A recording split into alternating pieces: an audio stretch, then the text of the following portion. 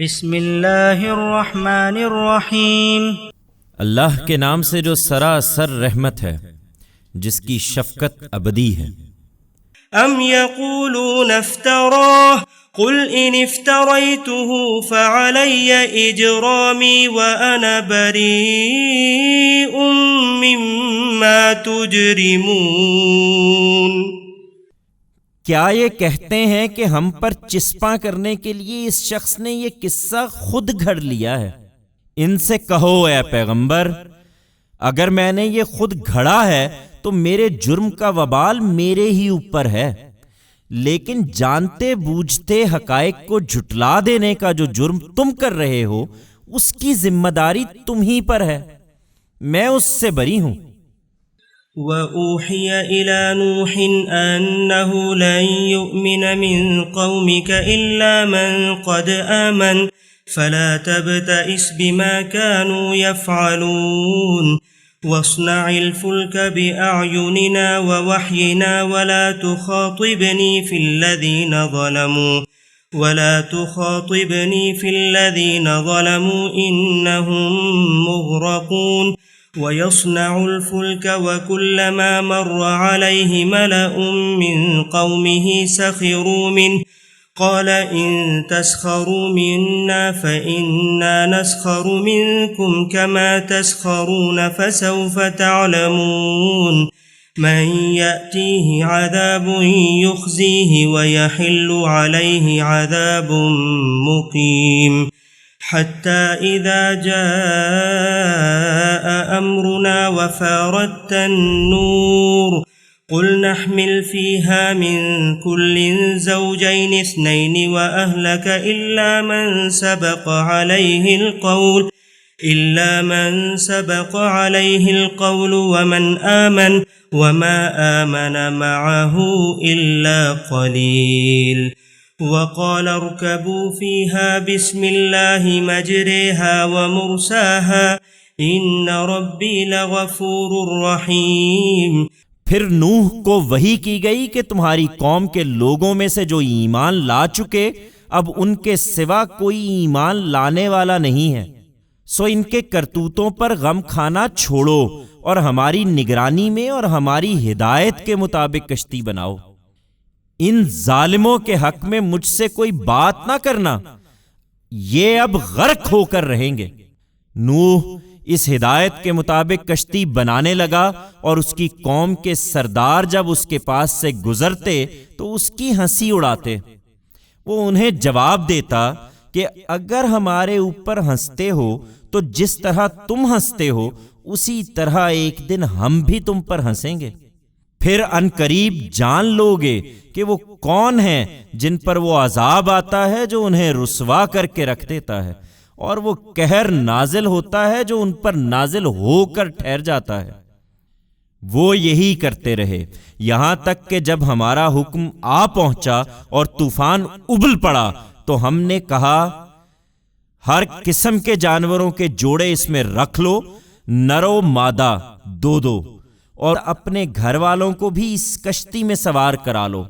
سوائے ان کے جن کے بارے میں حکم صادر ہو چکا ہے، اور ان کو بھی جو ایمان لائے ہیں، اور تھوڑے ہی لوگ تھے جو اس کے ساتھ ایمان لائے تھے۔ نوح نے کہا اس میں سوار ہو جاؤ، اس کا چلنا اور ٹھہرنا اللہ ہی کے نام سے ہے، میرا پروردگار البتہ بخشنے والا ہے، اس کی شفقت ابدی ہے۔ وَهِيَ تَجْرِي بِهِمْ فِي مَوْجٍ كَالْجِبَالِ ونادى نوح ابنه وكان في معزل يا بني اركب معنا ولا تكن مع الكافرين قال سآوي إلى جبل يعصمني من الماء قال لا عاصم اليوم من أمر الله إلا من رحم وحال بينهما الموج فكان من المغرقين وقيل يا أرض ابلعي ماءك ويا سماء أقلعي وغيض الماء واستوت على الجودي وقيل بعدا للقوم الظالمين ونادى نوح ربه فقال رب إن ابني من أهلي وإن وعدك الحق وأنت أحكم الحاكمين قال يا نوح إنه ليس من أهلك إنه عمل غير صالح فلا تسألني ما ليس لك به علم إني أعظك أن تكون من الجاهلين قال رب إني أعوذ بك أن أسألك ما ليس لي به علم وإلا تغفر لي وترحمني أكن من الخاسرين قيل يا نوح اهبط بسلام منا وبركات عليك وعلى ممن معك وأمم سنمتعهم ثم يمسهم منا عذاب أليم وہ کشتی پہاڑوں کی طرح اٹھتی ہوئی موجوں کے درمیان ان کو لے کر چلنے لگی اور نوح نے اپنے بیٹے کو آواز دی جو کچھ فاصلے پر اس سے الگ تھا، بیٹا ہمارے ساتھ سوار ہو جاؤ اور ان منکروں کے ساتھ نہ رہو۔ اس نے پلٹ کر جواب دیا،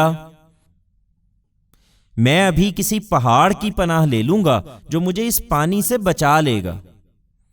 نوح نے کہا، آج اللہ کے حکم سے کوئی بچانے والا نہیں ہے مگر جس پر وہ رحم فرمائے۔ اتنے میں ایک موج دونوں کے درمیان حائل ہوئی اور وہ بھی ڈوبنے والوں میں شامل ہو گیا۔ حکم ہوا، اے زمین اپنا پانی نگل لے اور اے آسمان تھم جا۔ چنانچہ پانی اتار دیا گیا، فیصلہ چکا دیا گیا، کشتی جودی پر ٹک گئی اور کہہ دیا گیا کہ اس ظالم قوم پر خدا کی پھٹکار ہے۔ نوح نے اپنے رب کو پکارا اور کہا کہ پروردگار،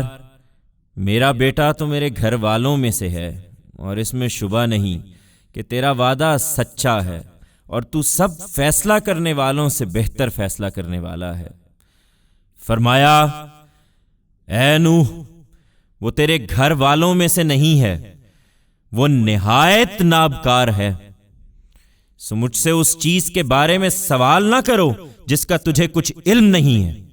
میں تجھے نصیحت کرتا ہوں کہ جذبات سے مغلوب ہو جانے والوں میں سے نہ بنو۔ نوح نے فوراً عرض کیا، پروردگار، میں تیری پناہ میں آتا ہوں کہ تجھ سے کوئی ایسی چیز مانگوں جس کا مجھے علم نہیں ہے۔ اب اگر تو مجھے معاف نہ کرے گا اور مجھ پر رحم نہ فرمائے گا تو میں نامراد ہو جاؤں گا۔ ارشاد ہوا، اے نوح، اتر جاؤ ہماری طرف سے سلامتی کے ساتھ اور برکتوں کے ساتھ، تم پر بھی اور ان امتوں پر بھی جو ان سے ظہور میں آئیں گی جو تمہارے ساتھ ہیں، اور ان کے بعد کچھ ایسی امتیں بھی ہیں جنہیں ہم آگے بہرہ مند کریں گے، پھر ان کے جرائم کی پاداش میں ان کو بھی ہماری طرف سے ایک دردناک عذاب پکڑ لے گا۔